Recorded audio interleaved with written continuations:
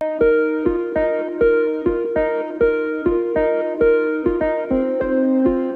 Dear student, कैसे हैं आप लोग? होप आप सब अच्छे होंगे। तो चलिए आज का लेक्चर स्टार्ट करते हैं। और आज का लेक्चर है हमारा बिजनेस ट्रांजैक्शन रिलेशंस। ये लेक्चर में हम देखने वाले हैं कि बिजनेस में क्या क्या ट्रांजैक्शंस होते हैं और उनके आपस में क्या रिलेशंस हैं। जैसे अगर मैं आपको बोलूँ बिजनेस ट्रांजैक्शन रिलेशन है, उसे मैं 4 पार्ट में डिवाइड कर सकता हूँ। यहाँ पे फर्स्ट पार्ट हमारा आएगा एक्सपेंसेस का, सेकेंड पार्ट जो है हमारा है वो इनकम का, थर्ड पार्ट जो है वो लायबिलिटीज़ है, एंड फोर्थ पार्ट जो है वो असेट्स है। Expense, income, liability and assets, इनके बारे में हमने ऑलरेडी अपने पिछले वाले लेक्चर्स में कुछ डिस्कस किया है, बट यहाँ पे थोड़ा सा मैं आपको और डिटेल में बता देता हूँ। बिकॉज ये जो टर्म्स है expense, income, liability and assets, ये बार बार रिपीट होते रहेंगे हमारे आगे आने वाले लेक्चर्स में। तो यहाँ पे जस्ट मैं आपको यहाँ पे एक रेफरेंस दे रहा हूँ आपके अंडरस्टैंडिंग के लिए। एक्सपेंसेस क्या होते हैं? एक्सपेंसेस में हम कौन सी चीज़ें रिकॉर्ड करते हैं? ऐसे एक्सपेंसेस को हम रिकॉर्ड करते हैं जिनका बेनिफिट हमें 1 साल के अंदर मिलने वाला है, उन्हें हम बोलते हैं एक्सपेंसेस। ऐसे एक्सपेंसेस जो आपने खर्चे किए हैं बट उनका बेनिफिट्स आपको 1 साल के अंदर तक मिल जाएगा, उसे हम रिकॉर्ड करते हैं यहाँ पे। जैसे कि purchase of goods, discount allowed. Discount allowed का मतलब क्या होता है? जैसे आपने गुड्स सेल किया है, ठीक है, अगर आपने गुड्स सेल किया है और आपने डिस्काउंट दिया है, तो वहाँ पे आपने सामने वाले को, जो जिसने भी आपका गुड्स परचेस किया, आपने उसे डिस्काउंट दिया है, सस्ते में आपने गुड्स दिया है, तो यहाँ पे क्या हो जाएगा, आपके लिए खर्चा माना जाएगा, उसे हम डिस्काउंट अलाउड बोलते हैं। Interest paid.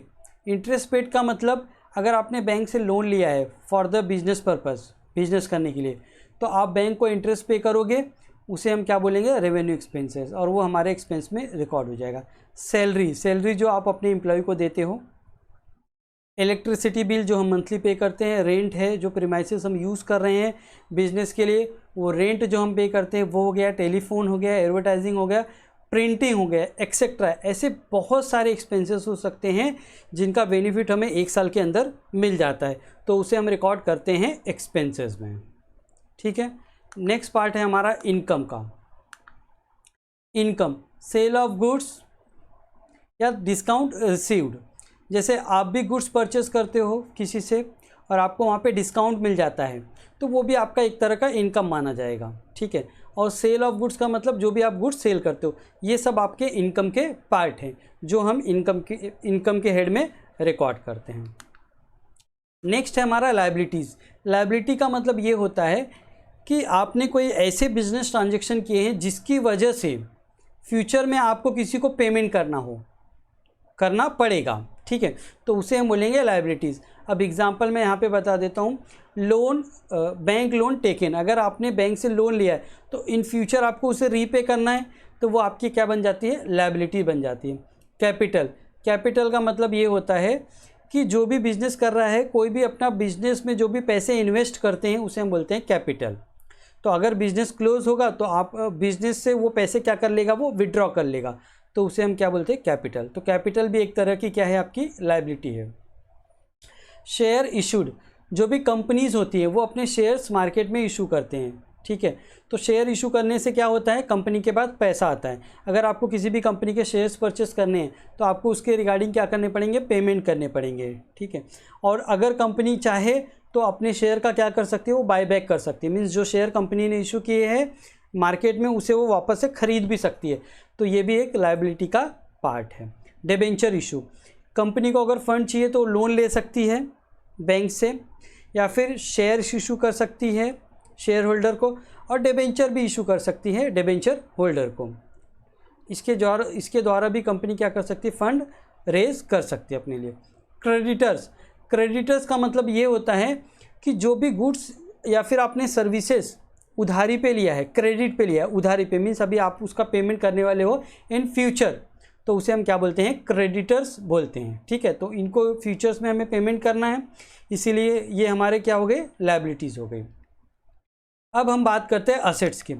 असेट्स के बारे में मैंने आपको ऐसा बताया था कि ऐसा एक्सपेंडिचर, आपने ऐसा एक्सपेंडिचर किया है जिसकी वजह से आपको फ्यूचर में 1 साल से ज़्यादा का बेनिफिट होने वाला है, उसे हम रिकॉर्ड करते हैं असेट्स पे। जैसे बिल्डिंग, अगर आपने बिजनेस करने के लिए खुद बिल्डिंग एक परचेस कर लिए तो उसका बेनिफिट तो more than 10 years, 20 years, 50 years तक का बेनिफिट मिलता है बिल्डिंग की वजह से। तो वो आपका क्या है, असेट्स है। मशीनरी है, कंप्यूटर है, ठीक है, ये सब असेट्स जो है जिनका बेनिफिट आपको 1 साल से ज़्यादा मिलने वाला है। अब मैं बात करता हूँ इन्वेस्टमेंट की। मीन्स आप इन्वेस्टमेंट भी कर सकते हो, बिजनेस के पैसे को यूज़ करके आपने कहीं पे इन्वेस्ट कर दिया, जैसे किसी दूसरे कंपनी के शेयर्स खरीद लिए, तो वो भी आपका क्या माना जाएगा, असेट्स माना जाएगा। क्लोजिंग स्टॉक, ऐसे स्टॉक्स जो अभी भी आपके पास है, जैसे आप क्या करते हो, रॉ मटेरियल परचेस करते हो, फिर उसका फिनिश गुड्स बनाते हैं, फिर उसे हम बेच देते हैं। तो कुछ गुड्स आपके पास ईयर एंड पे तो बचते भी होंगे, तो उसे हम बोलते हैं स्टॉक, वो भी आपका क्या माना जाता है, असेट्स माना जाता है। डेटर्स, डेटर्स क्या होते हैं, डेटर्स मीन्स जो भी गुड्स आप सेल कर रहे हो क्रेडिट पे, मीन्स उधारी पे गुड्स आप सेल कर रहे हो, तो उसे हम बोलते हैं डेटर्स बोलते हैं। बिकॉज डेटर्स तो फ्यूचर में आपको पैसे लेने हैं, डेटर से आपको फ्यूचर में पैसे लेने हैं, तो उसे हम भी क्या बोलते हैं, असेट्स बोलते हैं। कैश बैलेंस मीन्स जो कैश आपके पास अवेलेबल है for the purpose of business. Bank balance, जो भी आपने बिजनेस के नाम पे आपने अकाउंट ओपन करके रखा है, आपके बैंक में जितने भी पैसे हैं अवेलेबल, उसे हम बोलते हैं बैंक बैलेंस बोलते हैं। अब मैं एक बात और बता दूं आपको, इनकम और एक्सपेंस, इनकम और एक्सपेंस को हम क्या बोलते हैं, प्रॉफिट एंड लॉस अकाउंट बोलते हैं। इनकम एंड एक्सपेंस को हम क्या बोलते हैं, प्रॉफिट एंड लॉस अकाउंट बोलते हैं। प्रॉफिट एंड लॉस अकाउंट 1 साल के लिए बनाया जाता है, ठीक है, और इसमें जो भी ट्रांजेक्शन है उसका बेनिफिट हमें 1 साल तक मिल जाता है। उसके बाद हम बात करते हैं लायबिलिटीज़ की। लायबिलिटीज़ और असेट्स, लायबिलिटी और असेट्स को अगर हम मर्ज करते हैं कंबाइंडली, हम क्या बोल सकते हैं इसे, बैलेंस शीट, ठीक है। और इसमें हम क्या रिकॉर्ड करते हैं, लायबिलिटीज़ और असेट्स। लायबिलिटी का मतलब जिसे हमें पैसा रीपे करना है, असेट्स का मतलब जिसका बेनिफिट हम 1 साल से ज़्यादा लेने वाले हैं, या ऐसे ट्रांजेक्शन जिसकी वजह से हमें किसी से पैसे लेने हैं, जैसे एग्जांपल है डेटर्स का है। आई थिंक ये बिजनेस ट्रांजेक्शन रिलेशंस आपको समझ में आ गए हैं। आपको चीज़ों को रटना नहीं है, खाली आपको समझ में रखना है। समझ के ये रखना है कि एक्सपेंस क्या होते हैं, इनकम क्या होते हैं, लायबिलिटी क्या होते हैं और असेट्स क्या होते हैं।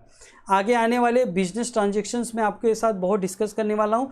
तो ये जो बेसिस मैंने आपके सामने यहाँ पे रख दिए है, जो बेसिस मैंने आपको समझाए, इसके बेसिस पे आपको क्या करना पड़ेगा, उन ट्रांजेक्शन को समझना पड़ेगा कि उसे मैं एक्सपेंस मानूँ, इनकम मानूँ, लायबिलिटी मानूँ या फिर असेट्स मानूँ। यहाँ पे मैंने जस्ट आपको एग्जांपल्स बताए हैं।